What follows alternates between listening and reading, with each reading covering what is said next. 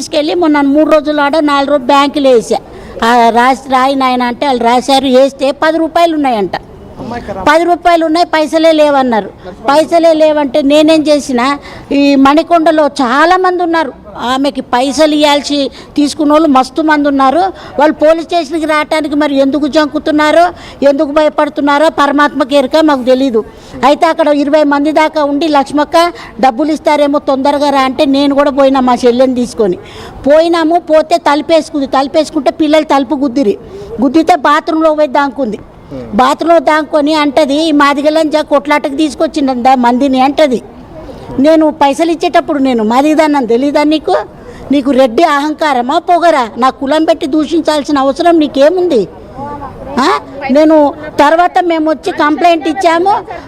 నేను కింద పడిపోయాను సార్, నాకు షుగర్ ఉంది, బీపీ ఉంది. పైసలు ఇచ్చిన సంగతి నా భర్తకి తెలీదు. నేను అక్కడ ఇక్కడ తెచ్చి ఇచ్చిన, ఏదో ఆడపిల్ల, ఎందుకంటే ఇద్దరం బీఆర్ఎస్ఏ. అది మొన్న ప్రకాష్ గౌడ్తో వచ్చింది బీఆర్ఎస్లోకి. మేము ఉద్యమ నాయకులం, కానీ అది మా పార్టీని కూడా భ్రష్టత్వం పట్టిస్తున్నది. ఇప్పుడు ఏ టీవీలో చూసినా ఎక్కడ చూసినా బీఆర్ఎస్ నాయకురాలు అంటుండ్రు. అది బీఆర్ఎస్ లేదు, మందిని మోసం చేసి కేసీఆర్ బొమ్మలేసి బ్యాగులు పంచా, ఇంకో మందిని ముంచి భోజనాలు పెట్టా, నమ్మించడానికి పార్టీని వాడుకుందంటారు. పార్టీని అందుకే వాడుకుంది సార్. ఆమె పార్టీకి చేసింది ఏమీ లేదు. డాన్సులు వేస్తుంది, అవి పోతారు కదా సార్ రాత్రిపూట తాగి ఎగిరేవి, మాకు అవి తెలియదు. అక్కడ తిరుగుతుంది, ఎవరినన్నా ముంచుతుంది, ఒక 5 లక్షలు తెస్తుంది, చీరలు వంచుతుంది.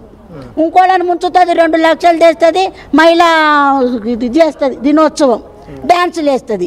అంతే తప్ప నిజాయితీతో ఒక జెండా పెట్టింది కాదు, నిజాయితీతో కష్టపడి పనిచేసింది కాదు. కేవలము బీఆర్ఎస్ పార్టీని వాడుకోవటం కోసం మందిని ముంచి అవన్నీ పంచిందే తప్ప. పోలీసులు కలిసిరు కదా, పోలీసులు ఏమన్నారు మరి? పోలీసులు న్యాయం చేస్తున్నారు, ఏం చెప్తున్నారు? చెప్పినాము, కంప్లైంట్ ఇచ్చాము.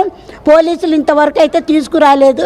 మరి ఏం జరిగిందో తెలియదు సార్. నిన్నటి నుంచి ఇక్కడే ఉన్నాం, రాత్రి 11 వరకు ఉన్నాము, మళ్ళీ పొద్దున వచ్చినాము. ఇప్పటి వరకు మీరు చూస్తున్నారు, ఇక్కడే ఉన్నాము. మాకు న్యాయం చేయాలి సార్. ఇంకొకటి, ప్రకాష్ గౌడ్ కొడుకు మాట్లాడాడు, నాకు అందరు ఫోన్ చేశారు, ఎందుకంటే నేను కూడా ఒక పొలిటికల్ లీడర్ని. చేసి లక్ష్మక్క ఇట్లొచ్చింది అంటుండు. ధర్మసాక్షిగా వాస్తవంగా ఆ ప్రకాష్ గౌడ్కి ఆ కొడుకుకి ఈ పైసలకి ఎటువంటి సంబంధం లేదు.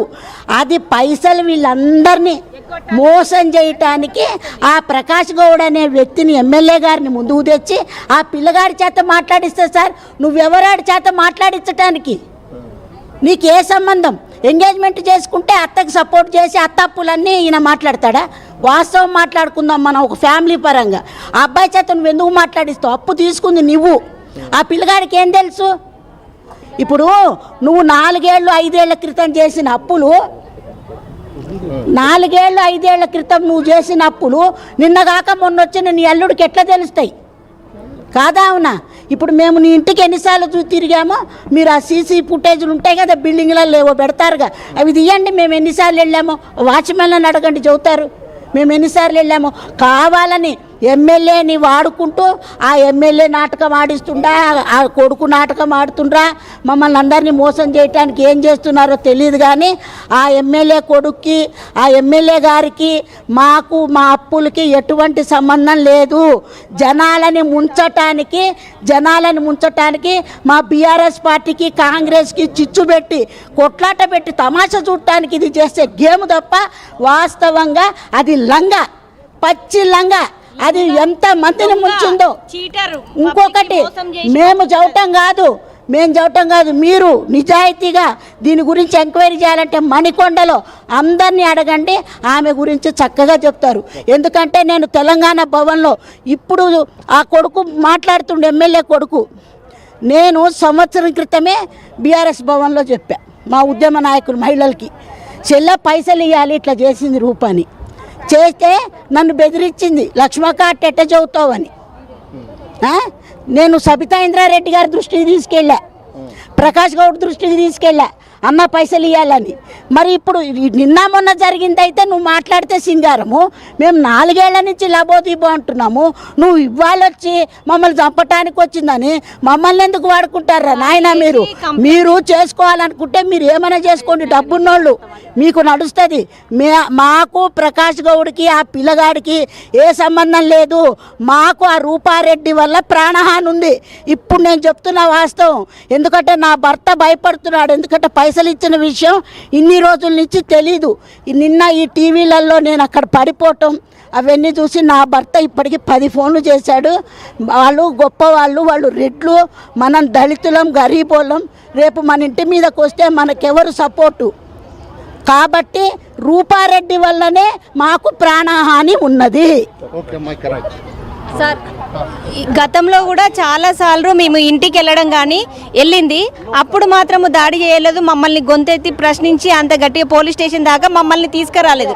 ఈరోజు ఆ అబ్బాయిని అడ్డం పెట్టుకొని మమ్మల్ని పిఎస్ దాకా తీసుకొచ్చింది తనే కారణము. దానికి ఉద్దేశం కూడా ఆమె ఉద్దేశం ఏమో. మీరు 3-4 సంవత్సరాల నుంచి డబ్బులు ఇచ్చారు, గతంలో పిఎస్ రావాలని ఆలోచన మీకు ఎందుకు రాలేదు? అందరికి ఇప్పుడు అదే మీ ఎమ్మెల్యే మీ వెనకాల ఉన్నాడని చెప్పేసి ఒక ప్రచారం జరుగుతుంది. సార్ మేము పోలీస్ స్టేషన్ కి మేము రాలేదు సార్.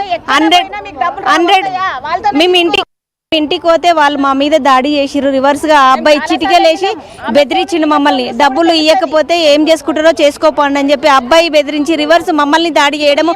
డోర్ ఏనికి పోతుంటే మేము డోర్ ఎందుకు వేస్తున్నావు, మాట్లాడండి, మాకు సమాధానం చెప్పండి అని చెప్పి మేము ప్రశ్నిస్తుంటే ఆ భయంతోనే పోలేదు.